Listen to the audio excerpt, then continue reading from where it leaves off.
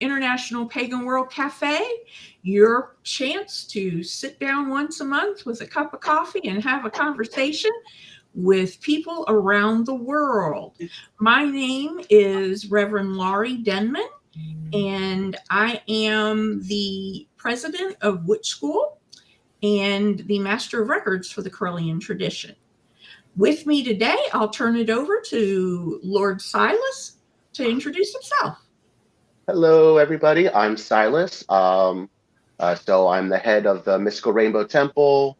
I am also the assistant dean of mentors with Witch School. I'm just I like to help out with a lot of things. And now let's go ahead and I'll turn it over to Reverend Laurie. Good morning, good afternoon, or good evening, depending on where you're watching or listening from. I'm Reverend Laurie Blockman. I am the press secretary for the Correllian Tradition and the assistant dean of students for Witch School International.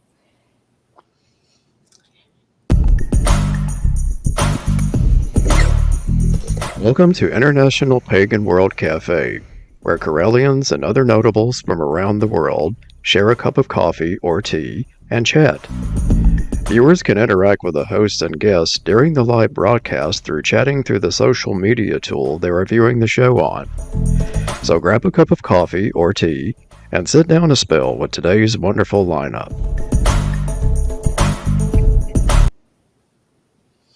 And joining us today for this special lustration edition of the International Pagan World Cafe is Chancellor Stephanie Neal, First Priestess of the Correllian Tradition. Good morning, Lady Staff. Good morning. How are you? Wonderful. Good. And we also have joining us Most Reverend Phoenix Coffin Williams, Temple Keeper for Holistic Knowledge, and also First Priest Regent of the Correllian Tradition. Good morning. Yay. Hey, y'all. How y'all doing? We're doing great. It's an exciting weekend, action-packed weekend. For those of you that are not Correllians joining the broadcast, the Lustration Weekend is a once-a-year global celebration where the ancestors of the Correllian tradition are honored and venerated and spoken with, communed with, and it's just like a big family reunion. So a lot of chats going on this weekend.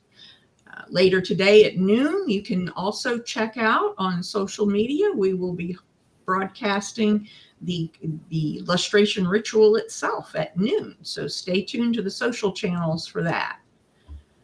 So, Lady Stephanie, you have taken on some big shoes to fill, and you've been very, very busy.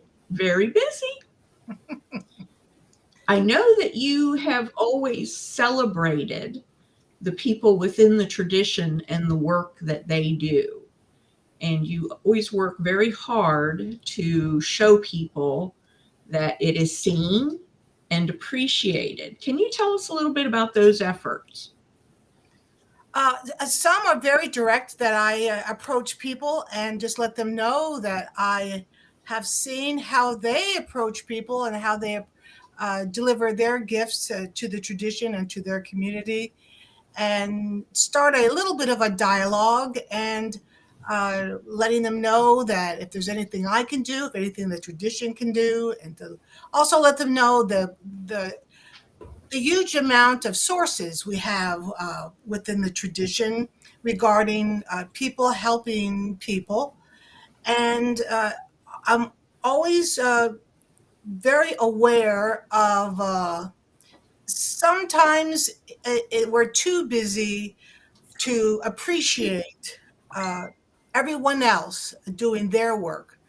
And so I deliberately make sure that people are thanked and seen. So then the whole idea is that I do have a plan behind that, and the plan has always been so that as each of our amazing people go forth with their own gifts and their own perceptions and and views and background that we then can show them how wonderful they are, because most people don't realize how wonderful they are. Sometimes they need to be told. And all the while, my plan is that here, all the while, the tradition becomes better. We become better as a people. And so just knowing that, and of course, the individual doing all the work also develops and grows further, because through the work, there's more lessons to be learned inside the work. So that's a nutshell of why I do that. And you do it beautifully. Oh, thank you. And Lord Phoenix, you have also stepped into the same big shoes with your recent elevation to First Priest Regent. Can you tell us about that experience? Yeah, it's kind of a big deal. Not kind of, it's absolutely a big deal. On the one hand, I have some job satisfaction, right? Like, this is a position that I get to serve in, and I get to know that I have a purpose for the rest of my life. And that takes a lot of pressure off of me to like try to make somebody out of myself, right? This is the thing that I can do now. I can settle into some actualization and really give this role the best that I have to offer. I will say that when this particular Phoenix crosses your path, however, there's going to be some legitimate resurrection energy, some legitimate renewal energy, and a reconfirmation that forever is really the long game, and we are working with and for each other for better forever, over and over and over again. And that is something that I would like to remind people of first and foremost. I got here, and I'm here to remind you that this is an ongoing thing. Yeah, and that's part of our teachings as Corellians, is that souls tend to travel in packs. And when you reincarnate, you can determine where you are reincarnated into, what type of situation, what location, what time, that there is conscious reincarnation, and that the work goes with us from lifetime to lifetime to lifetime. So as new people join the Corellian family, it's not one and done. We're going to be your family for eternity. We are always going to be reincarnating and picking up the work and doing the great work that the ancestors have set out for us. So what are some of the things that's happening in your world right now? So this is the first illustration that I'm a part of in this new role. I've been in this role for just over a month and a half now. So I want to say it was March 3rd was when it happened. And so as a result, I've gotten a good 80 new friend requests a day for the past month and a half. And y'all know, like, I keep my circle pretty close. So to like be like, I probably need to be friendly. I probably need to learn who these people are and figure out, what the connection is. Spiritually, the ancestors and I have always had a really good connection. I've always been able to talk to them. I've always been able to treat them like they were my actual relatives. And I've even had moments where I've been double teamed by biological ancestors and spiritual Corellian ancestors with, that spiritual clue by four. But now at this level, the chattiness, the visions, the insight into, everything that's going on has become kind of like a big expansion. Like, I can almost feel what's happening with a lot of different people in different parts of the world at the same time. And like grounding through that and coming to terms with the fact that I'm going to be feeling everyone in a different way has been something that's been occurring for me, and something that I've been having to, learn to sit with during yoga and meditation and breathing, and, getting all this extra, like just making sure I'm grounding and not like driving myself nuts has been like on the forefront of, what I've been doing. I've also been learning exactly how disorganized I am. I need a lot of organizational help. I need notebooks, I need reminders, I need pings, all of those things. And so it's been a little bit hard to realize like how not on the ball I am on some things and how on the ball I am on things that like I really, really like and love. And so on the forefront right now is learning how to balance doing the things that I absolutely have to do because the ripple is a lot larger, right? I'm not just throwing a stone into my own sink anymore. Now there's oceans that have this ripple. And so getting better at these things that I'm not good at is a priority right now. And so like I'm grieving, like, okay, I'm not super duper amazing, but like there's an opportunity for me to rise still. And that's kind of where I'm focusing on that. Yeah. The Office of Heralds was created for a reason. So, Steph, what have you been up to lately? Basically, first of all, the Carillion tradition has always been my first priority, 24/7, for I guess almost 20 years. And now, for some reason, that's even picked up and become even. Basically, I can't go to the bathroom anymore.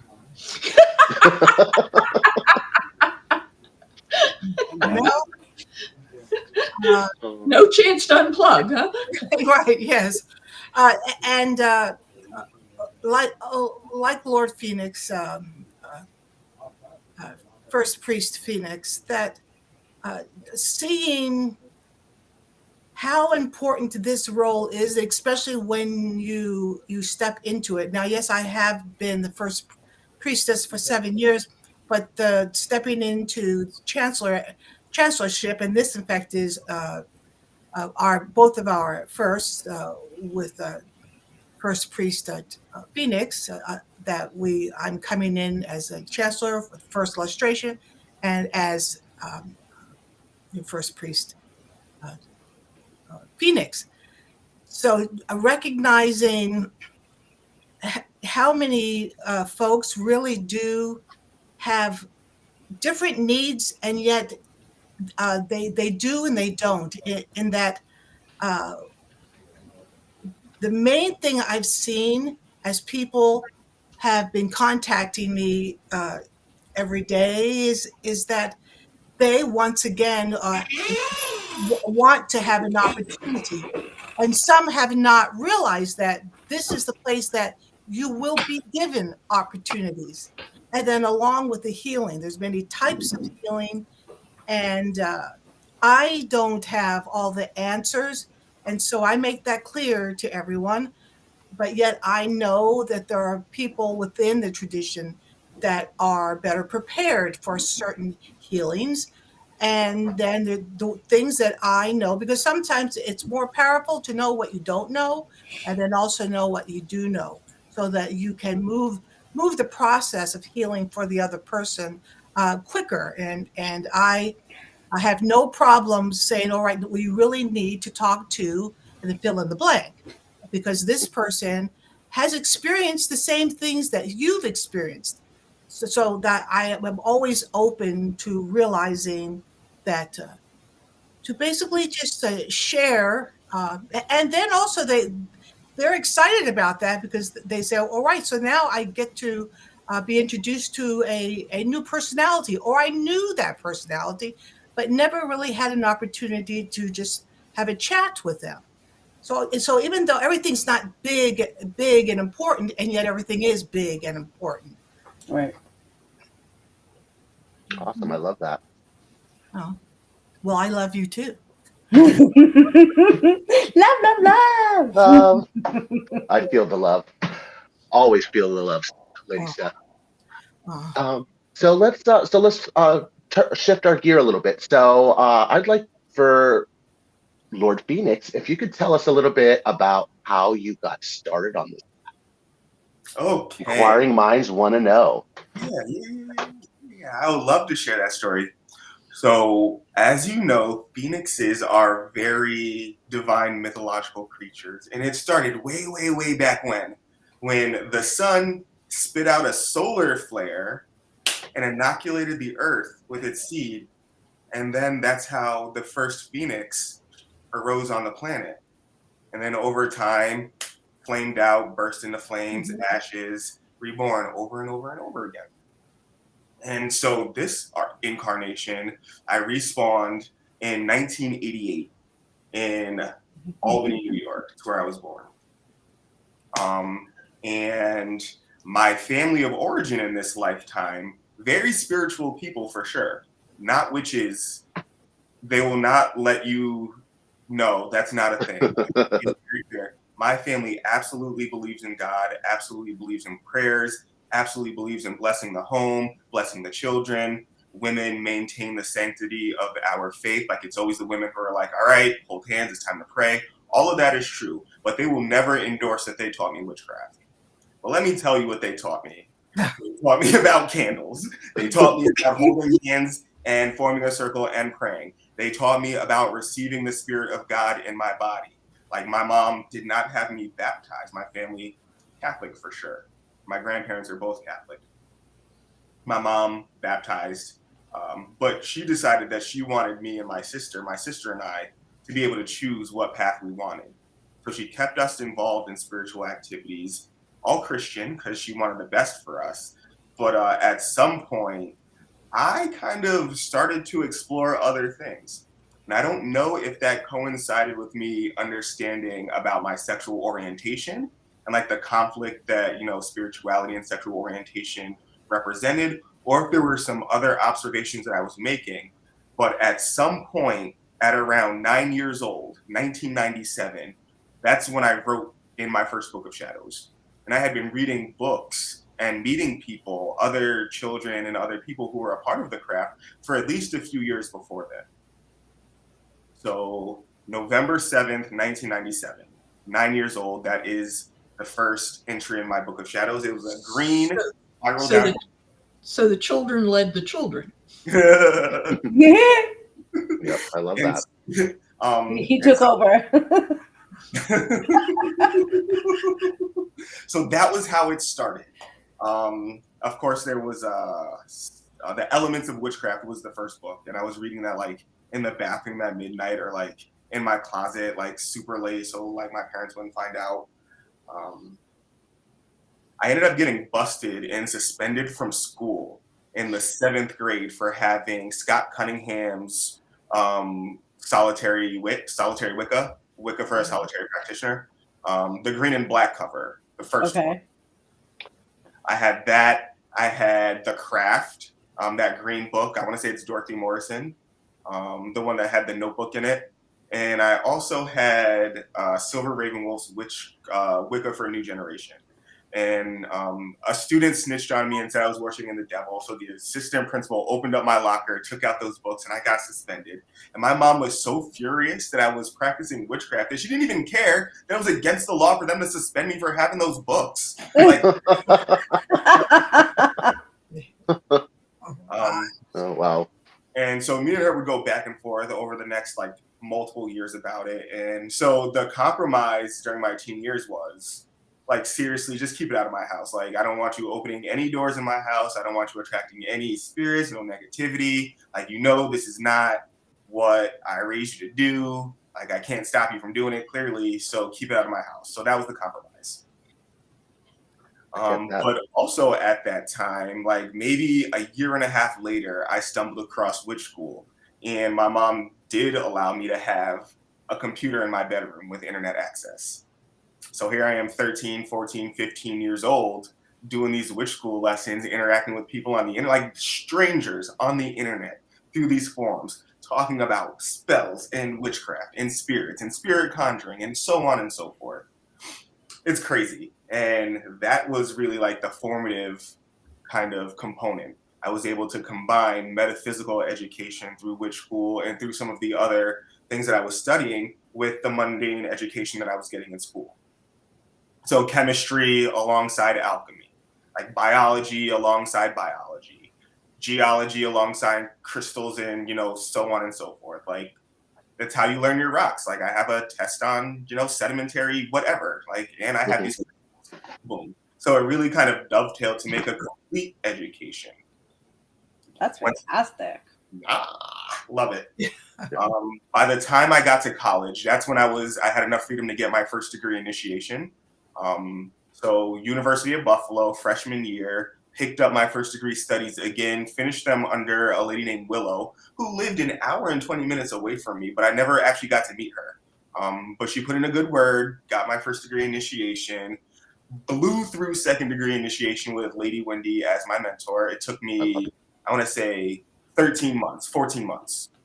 So I say blew through because third degree was like 5 to 8 years, I want to say. But blew through second degree with Lady Wendy, beloved Lady Wendy, as my mentor.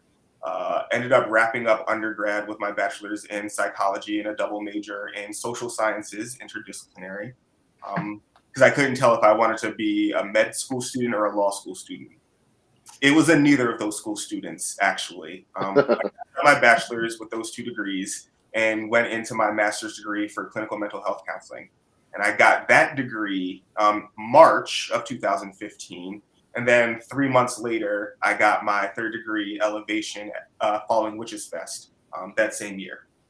Very good. So the theme of like making my education like fit with each other has been like, I don't know if that was like by design or if I like happened into it, but keeping both of these parts of myself so together has always been essential.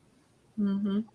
And I get that. Yeah. I think like looking at back on like my own schooling, like a lot of my, like when I finished my associate's degree and my second degree at the same time. I finished my, a lot of little things line up. So it's really interesting on that. Mm-hmm. So yeah, and then so my master's degree led to I'm now in my PhD program for pastoral psychology, which has been the big impetus for a lot of the work that I'm doing in the Blue Door and pastoral counseling, and just expanding the way that we think about that as magical clergy, and working on making a place for ourselves in that field, so that clergy from our schools or from magical seminaries have a program that is equally as valuable and prepares them to serve in like these pastoral roles. You want to be a pagan social worker, like we got you. You want to do counseling and therapy, like we got you. So the foundations of that are already being laid, and so that's origin story to where I am right now. I love that. Yeah, that's one of the areas I felt like when I was going through third degree, which I came to the craft much later in life. I was 50, where I really didn't feel like I had been appropriately prepared for pastoral care. There's about 45 people in my temple, and not a week goes by that I'm not doing some form of pastoral care. Mm-hmm. Because everybody has lives and everything's happening, and who do you turn to? You turn to your spiritual guide. So I'm really thrilled about the Blue Door and then the next evolution of that, because that is something that clergy are not therapists, but yet, and by law, we can't do therapy without other certifications. So, but yet that's what people come to us for. They come to us as being that impartial third party that they can talk to about whatever's going on in their lives and find support there. So pastoral care is a big part. If you're out there studying for clergy, just know that people are going to be looking to you to guide them through pastoral care. It's a huge part of what we do. And I think we do need to reclaim it and do it on purpose. Mm-hmm. Mm-hmm. I mean, so just as an example, like we have Reiki. That's a great way of saying laying on of hands. That is a pastoral care technique that we can utilize. Mm-hmm. Very, like we've got that. We've got the order of Reiki in our tradition, and then the field is inundated with like various lessons. So how can you organize that into a consultation in a way that you are helping people who are coming to you for spiritual guidance? Mm-hmm. How do you select which symbol to use? What does your intuition tell you about energy or what to ask them about?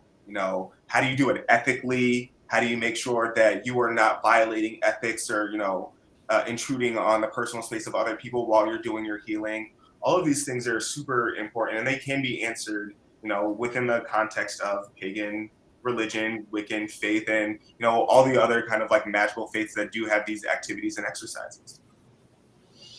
And it looks like we have a question from one of our Greek followers. Hey.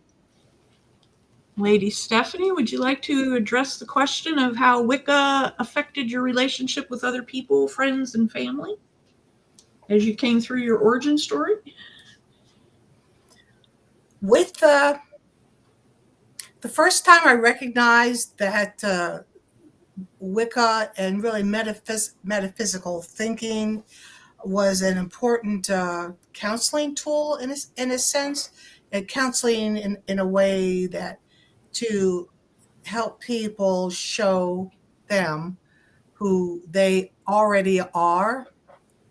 And that I think is so important, that when through conversations, informal conversations, through talking about how different animals behave with each other, their community, their life, how they find a home, how they build a home, that so much can be learned through speaking on things regarding nature.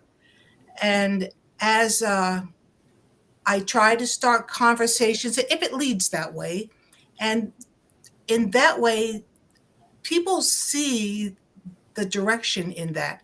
People see the different ways to approach events and problem solve, and to see what really is important in life. Because most troubles that folks have are, in fact, temporary. And to see through the trouble and see past the trouble and continue moving through. And Wicca has always been an easy way to move through life, and an easy way to express your gifts to others, and to be open enough to hear their perspective, to be willing to allowing everyone to have a voice and truly hear what they are saying and what they're presenting, so that learning takes place in partnership with each other, instead of having, one person is the one that is the all-time teacher and the other one is the all-time student. And in fact, as I've moved through life, that has been the foundational precept. I have noticed that everyone is a teacher, just like everything in nature is a teacher. And that so I am both the learner and the teacher, as they are. Even nature itself. The nature is always evolving and learning of itself, about itself, and also teaching us. So I hope that answered the question, because that's yeah.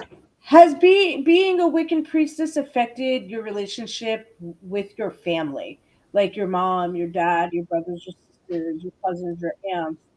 Because we know that everybody came from somewhere, and it wasn't always good. Right.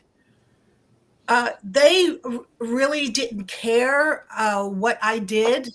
They allowed me to. Awesome. I mean, but I was the kind of a child, especially starting in junior high and then on to high school. Even though First Priest Lord Phoenix, his reason to be suspended was much more honorable.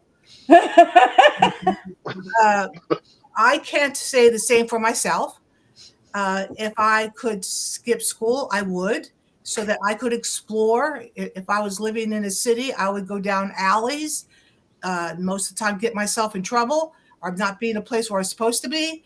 But that's how I found out about Goddess and God, when I decided to crash a bar. So when I was sitting in this bar at 12 years old, there were people say, "Okay, you can't be here." So Love. So I found another bar that was like an open air bar in Hawaii. So as you walk past this beautiful mall, there was an opening. I thought, well, I could just sit myself right up here to this bar. Okay, here we go. I'd like to have a rum and Coke, please. Now the rum and Coke at 12 years old to me was a Coke with a cherry in it. So I didn't know that the rum meant anything to anyone. Yeah. And a couple of times the police would catch me skipping, and then they would take me back home. So, but I thought essentially I was a good kid. At least that's what I was telling everybody. But yet nothing was going to stop me from exploring my world in my way. And that's how I met those two root women in a bar, that same one, that's the open air. And then they kind of called me over and said, "I come over here. We need to talk to you." I'm like, okay, I heard that before. I love this. Well, how about if we get you set up with some meditations? It's like, oh my gosh, I don't know what that is, but I'm in. Yes. And so they pulled me out of the bar, and I thought, okay, this is working. No, I've been tricked. That's what's happened.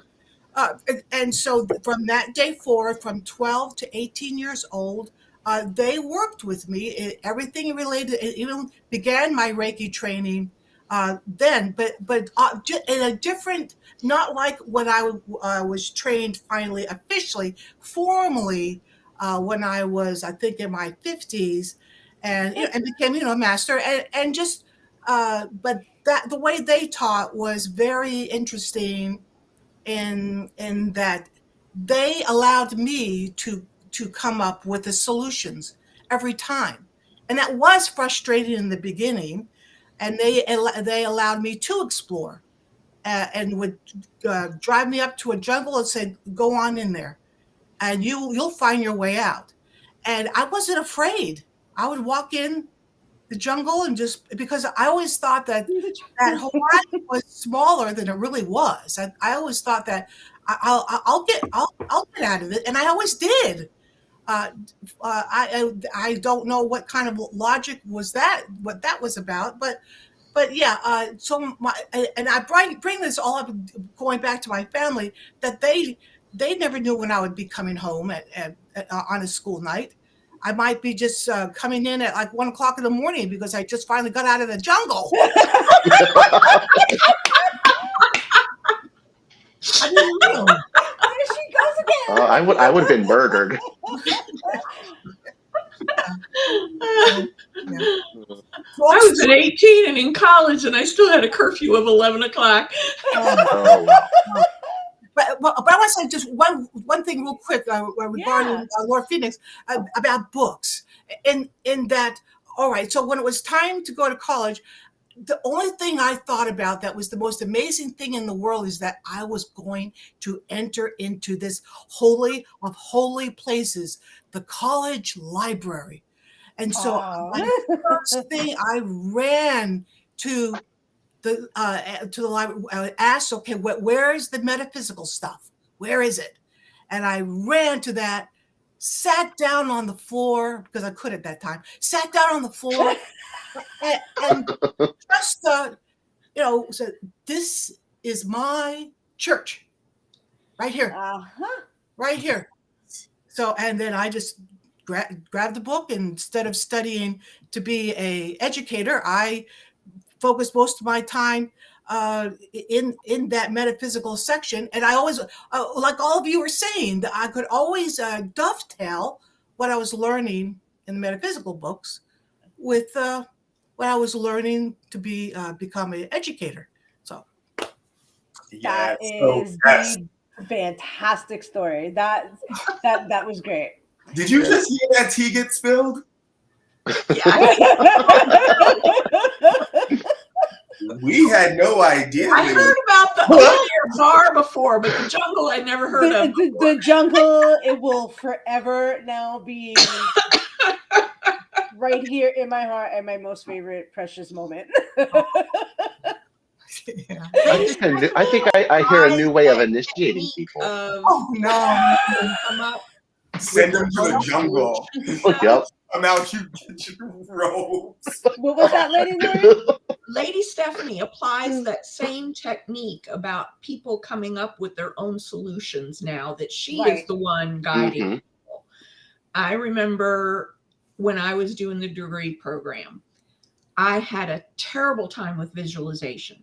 Could not see that dang pearl going into that flower to save my soul. It was so frustrating. So I went to Lady Stephanie. She was my second degree mentor. And I said, Lady Stephanie, I just feel like I'm getting somewhere with the exercises and I'm going up this big sand dune and I think I'm getting there. And all of a sudden I'm going back the other way. I'm sliding back down and I'm struggling and struggling. And I said, what do I need to do? And she says, well, Lori, have you ever thought what would happen if you stop struggling and just let the universe take you where you need to go?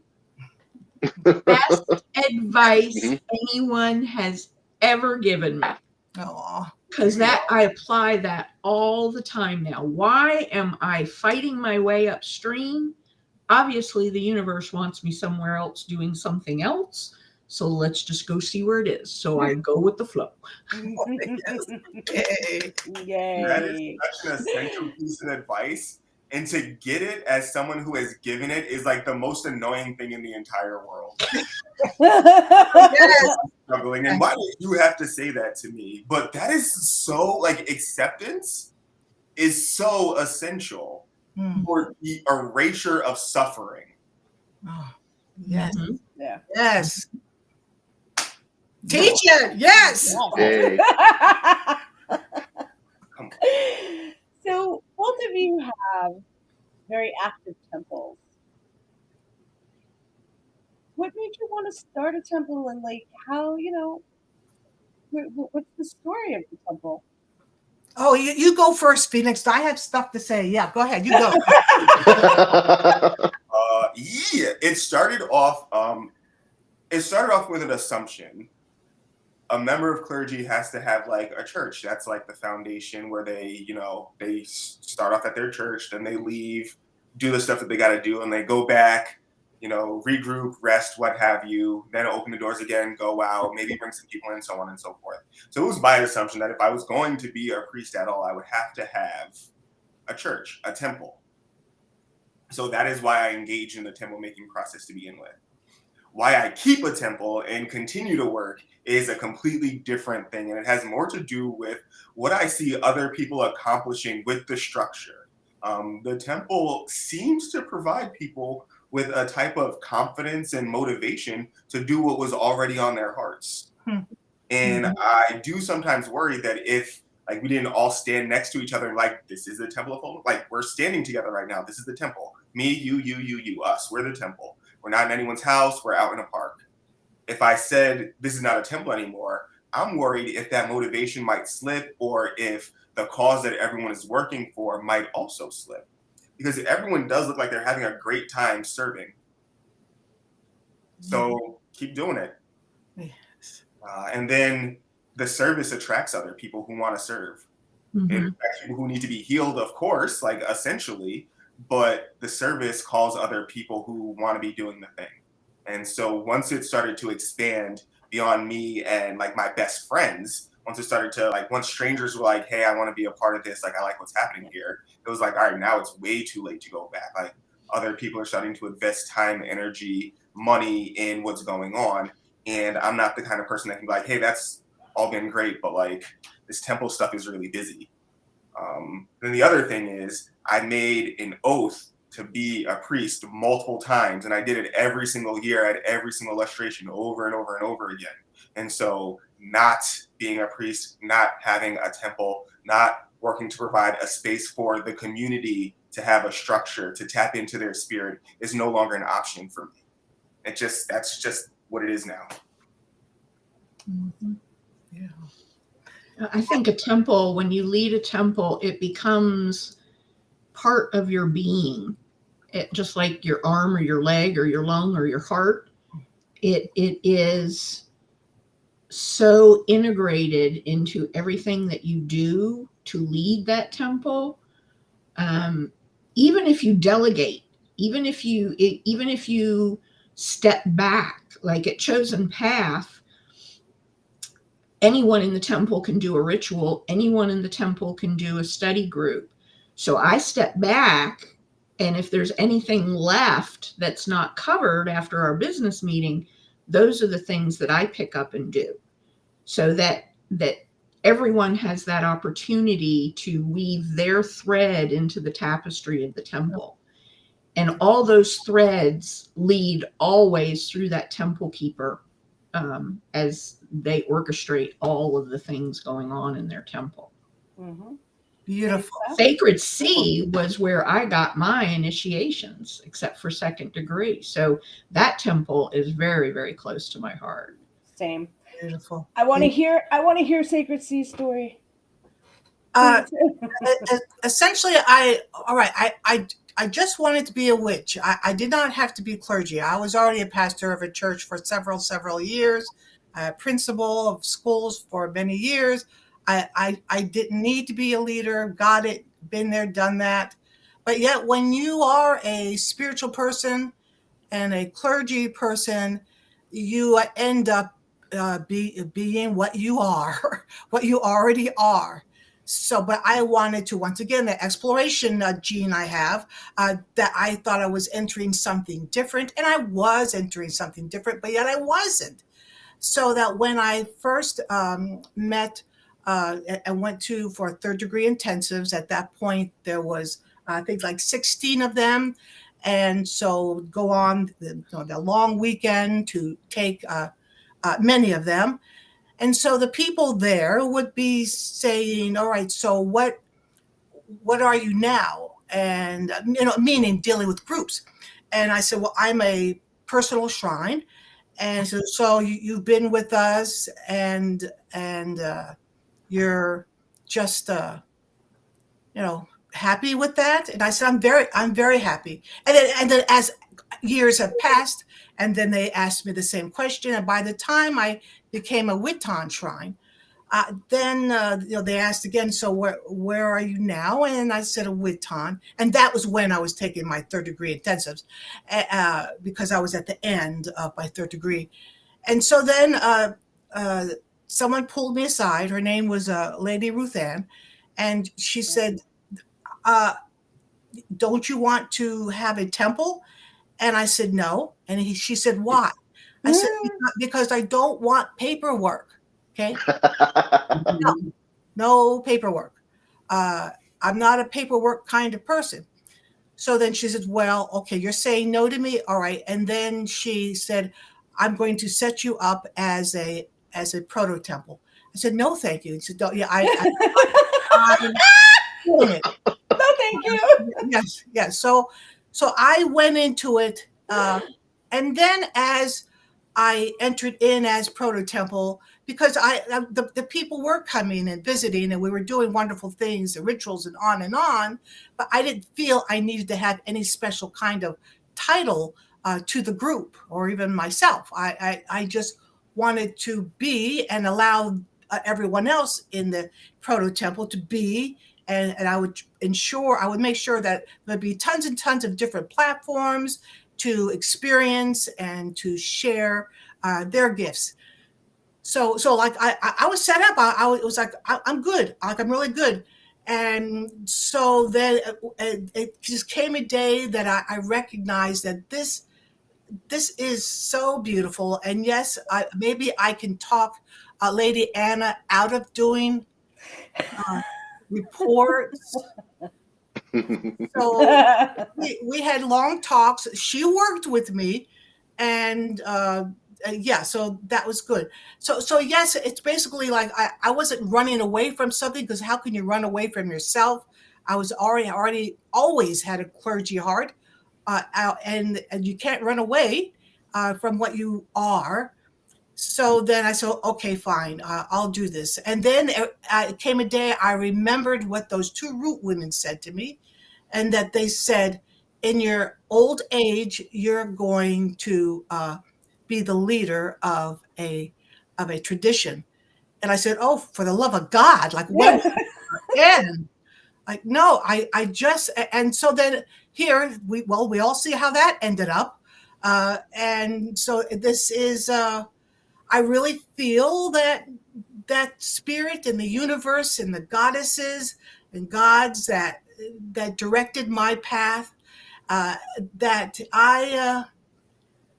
I ended up where I was supposed to be every time. Even those times when I thought I was lost, I look back and go, I wasn't lost at that time, because I was in the middle of a process of developing yet another thing that needed another skill, like whatever, to be used at later dates. So yeah, to make a long story longer, I'm sorry, but that's basically. We love your stories. We had a question from the audience saying, yet for many people, exactly that very temple structure is turning them away. Oh. What's your opinion on that? Oh, I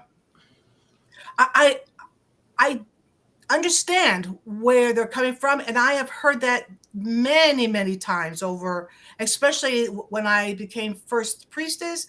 The last 7 years, I've heard that over and over, and it's like, well, some people say, but I don't want to be a clergy. I've never been a clergy, and I don't want to. I just want to be a witch. And I don't like all the formalness and the regalia. I just want to be a witch. And when we come into rituals, I want to express what I am. And I said, every time I would talk to these people, I would say, I love that idea. And we are working on that. And we're moving in that direction, recognizing that, yes, the clergy is always going to be close to our heart, and yet we recognize that 90% of people don't want to be part of clergy, that 90% of people just want to be a beautiful witch. So for now, this person that asked that now, believe me, we are in fact working on this to have something that is a platform for the rest, for everyone, that suits you. Yeah. I think that the success of the temple structure, as our temples are very decentralized, is manifested locally, and it depends on if the structure of that temple is built with the congregation in mind instead of the clergy in mind. Yes. That like at Chosen Path, we don't robe up, we don't wear regalia. The only thing we robe up for is initiations. But we have a business meeting every year. What did we do good? What did we screw up? What can we do better on? Got any new ideas? And it's the congregation that drives the momentum of the church. Yes. And then my role is to give them a safe space to do that in. Yes. Mm-hmm. So, I think a lot of people come out of quote unquote book religions where it's very much focused on the clergy. Yes. You are a congregation facing the clergy, repeating after the clergy, yada, yada, yada, yada. Whereas in local temples, it's more organic. It's more whatever the personality of that group of people is. Would you say that you found that in your temple, Lord Phoenix? Yeah, I'm also very much so. Actually, to address the question from Greece, temple structures driving people away is a thing, and I unfortunately believe that it is our role to do some gatekeeping. And so, if people have felt driven away, you are not driven away from the religion. You are not driven away necessarily from the people. But the message might be that being in this place is not the right spot for you right now. And if you are struggling against that message and swimming upstream, it will hurt when a spiritual leader from a temple or a structure says, hey, I don't think this is the right place for you. It will feel like rejection. And depending on how you deal with these uncomfortable emotions, you might get butt hurt. You might start saying bad things. You might start slandering. You might start misunderstanding the situation. But not every structure is for every single person. And there are people who are designated to make that assessment. Those people are fallible.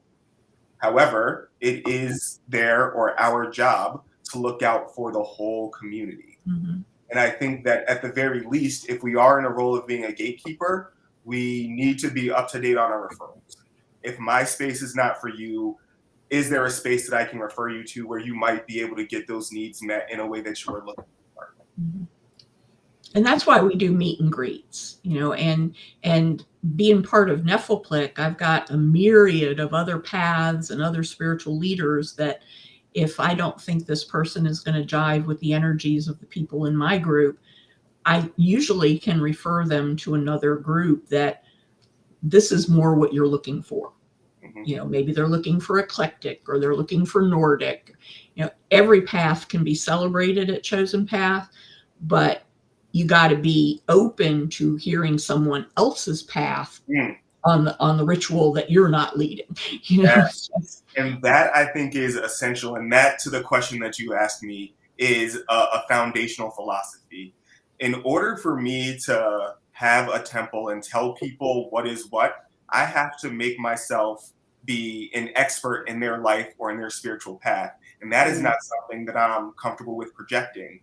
But in coming to this structure and me saying, hey, show me how you do you, and let's help you make your ministry out of that, is absolutely a way to build and expand and allow people to recognize that it's safe to pray with me, or that it's safe to let me pray with you. And that when we're sharing this space, we're both here contacting the divine in the way that we do it. And then the thing that manifests that is co-creational between all of us. I even have Christians as part of Chosen Path. So, yes. So the more people who represent a face on that diamond, I think the more complete the work. Yeah, absolutely. That is the truth. So, Lord Phoenix, Lady Stephanie, can you tell people how to get in touch with you? Should they want to, hook up with your temple? Lady Steph just said she can't go to the bathroom. I just today. No. Leave us alone until 2024. Yes, that's right. Our people will be in touch. That's my answer. I didn't mean to speak for you, Lady Steph, but seriously, I'm on Facebook, I'm on YouTube, I've got email. You can reach out to me. It'll take me a long time to get back to you. But that's where you see me right now. That's where I'm at very frequently. Yep. And for me, I think the easiest way is just get on Facebook, and I'm under just Stephanie Neal, and you'll see me there, and just come on in. And if you have any questions about the Carillion tradition or anything, then we'll start chatting. But I'm not going to chat with you if you start selling something, please. And that's the truth. Country that I can't even pronounce, please. Okay. Yeah. Don't try to sell me nothing. So I had just wanted to interject one thing before we start getting to the wrap-up stage. So I had posted the event in the Spanish-speaking hub, and one of the questions that was on there that I think is important to know is they were asking if there's any plans on visiting some of our groups in Latin America. Yes. Ooh. Yes. Yes, of course. I want to see you. Where there's a will, there's a way. Now that I know Right. y'all want to see me too, right? Like, y'all got Airbnbs? You would be surprised how inexpensive Airbnbs are. Like, I think I saw one for less than $10 a day in Colombia, near where I stay when I'm down there. Wow. So I have a passport and I have a desire. Awesome. If y'all like that, I would love to meet you. I would love to pray in your space, and I would love for you to put a blessing on me. That is so Now, cool. how about that? I love that. Lady Lori's going to be doing I a lot of definitely have traveling. South America on my to-do list for my Adventures of a Wandering Witch. Oh, yay. Well, as I get more settled down there and not having to go back and forth, we can do a tour. That would be fun. I would love that. a lot of my own temple members are actually in Chile. So like, and we have some active groups there too. So That's so cool. Very we have active. The people. Yeah. Spanish-speaking part of the Correll, I'm the master of records for the tradition. Yeah. And the Spanish-speaking part of the world is our fastest growing population of outer court members. What was Absolutely. your question? Hands down. Yeah. The Yep. people that are guiding the communities there are doing a fabulous job. Fabulous job. They're training, they're engaging people, they're getting them to register for outer court. It's wonderful, the work that they're doing. Yes. I second that. Pick someone said pick both of them and bring them with you when you come. Yeah, I'm going back when to you Greece come back next to year. Greece, you have to pick them both up and bring them with you. You know, shove them in your suitcase and let's get going. I've been doing yoga, so I might fit in a suitcase soon. Well, I'm down to just a carry-on bag for my long trip, so I don't know. All right. Gonna have to wear all my clothes. Fair. All Oh. right. So, Reverend Lori, do we have any other things that we need to? Oh, we've lost Lori. Yeah, we lost her. Oh dear. Oh She dear. must have finished her coffee. She must have. What are some of the opportunities that people can use to support the work that you are now taking tradition-wide in your new roles? You want to go first, Phoenix? I don't even know how to answer that question right now. Me too. I know that's such a broad, beautiful question. Like, stay tuned, pay attention, follow us, get involved with some projects. Getting involved with projects will be a way to get closer to us and closer to like that time and that guidance, because like right now, like we really are directing things and sharing the vision and like trying to make things work together. So if you want to get closer to us, get involved in a project, and you'll have a direct channel for how to learn about how to continue to support the stuff that the church is doing or that, you know, the temples are doing. I ditto.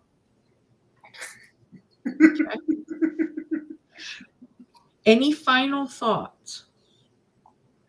Yeah, come on over to illustration in about an hour, so we could do this blessing. And my final thought is that know that the Carillion tradition is the most wonderful tradition, because of every single member is a unique, beautiful part of the whole of the whole. And we truly see each other. So that's it. Yeah. And yes, come to the illustration. You would love it. And where can they find the link for the illustration, Lord Phoenix? I've been putting it in the event page in the Carillion membership hub. I've been putting it in the degree hubs, and I've been putting them on the Which School Facebook page and my personal Facebook page. Okay. If any of y'all get the link and you want to share it like snowball style, share it to people that you know will be showing up. Share it to your temples, share it to your study groups, share it out. All righty. Well, I thank everybody for spending this coffee clutch time together. I think we all had a great time. I know I did. And I want to give special thanks to Lady Stephanie and Lord Phoenix for taking the time to do the show right before the illustration, because we all know how much work goes into illustration. So we really appreciate you spending time with us, letting people ask you questions, and getting to know you as people and not roles. Mm-hmm. Absolutely. Thanks for the opportunity. Yay. Thank you. All right. So I think that's it for today.